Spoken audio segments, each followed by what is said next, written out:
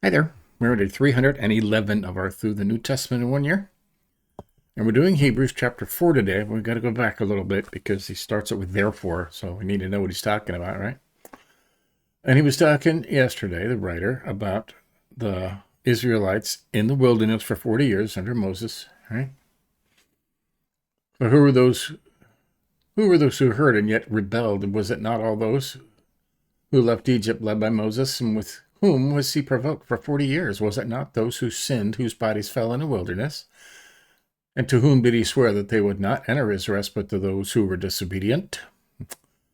So we see that they were unable to enter because of unbelief, right? They started worshiping idols again, right? And here's today's Hebrews chapter 4. Here we go. Therefore, while the promise of entering his rest still stands, let us fear lest any of you should seem to have failed to reach it. For good news came to us just as to them. But the message they heard did not benefit them because they were not united by faith with those who listened. For we who have believed enter that rest, as he has said, as I swore in my wrath, thou shalt not enter my rest. Right? Although his works were finished from the foundation of the world, for he has somewhere spoken of the seventh day in this way, and God rested on the seventh day from all his works. And again, in this passage, he said, thou shalt not enter my rest. Since therefore it remains for some to enter it, and those who formerly received the good news failed to enter because of disobedience, again he appoints a certain day, today, saying through David, so long afterward, in the words already quoted, today, if you hear his voice, do not harden your hearts. Right? For if Joshua had given them rest, God would not have spoken of another day later on. So then, there remains a Sabbath rest for the people of God. For whoever has entered God's rest has also rested from his works, as God did from his. Get that? Let us therefore strive to enter that rest, so that no one may fall by the same sort of disobedience. For the word of God is living and active, sharper than any two-edged sword, piercing to the division of soul and of spirit, of joints and marrow, and discerning the thoughts and intentions of the heart. That's a key verse right there, right? 4:12. Right? And no creature is hidden from his sight, but all are naked and exposed to the eyes of him to whom we must give account. Right? Jesus, the great high priest. Since then, we have a great high priest who has passed through the heavens, Jesus, the Son of God. Let us hold fast our confession, for we do not have a high priest who is unable to sympathize with our weaknesses, but one who in every aspect has been tempted as we are, yet without sin.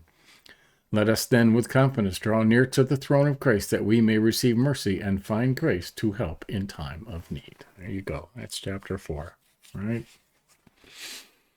And I like it says here, okay, we do not have a high priest who is unable to sympathize with our weaknesses, but one who in every aspect has been tempted as we are. In every aspect, okay? I believe when he was on the cross, he felt the sins of every person, no matter what you did, no matter how you're feeling when you went through it. Jesus felt that also, okay? So there's no sin he can't cover, right? The key memory verse for here is, for the word of God is living and active, sharper than any two-edged sword, piercing to the division of soul and spirit, of joints and of marrow, and discerning the thoughts and intentions of the heart, right? Living and active. The word of God is living and active. Okay? Sharper than any two-edged sword, piercing the division of soul and spirit, joints and marrow, discerning the thoughts and intentions of the heart. Right? What does it say in Ephesians? The sword of truth, which is the word of God. Right? So, there you go. That's chapter 4. Right? And this is a great book. Okay, it's a great book. Tomorrow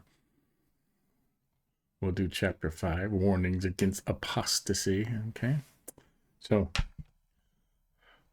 there you have it. Okay, that was easy. Okay, we're just reading through the Bible, the New Testament in a year. Okay, there's only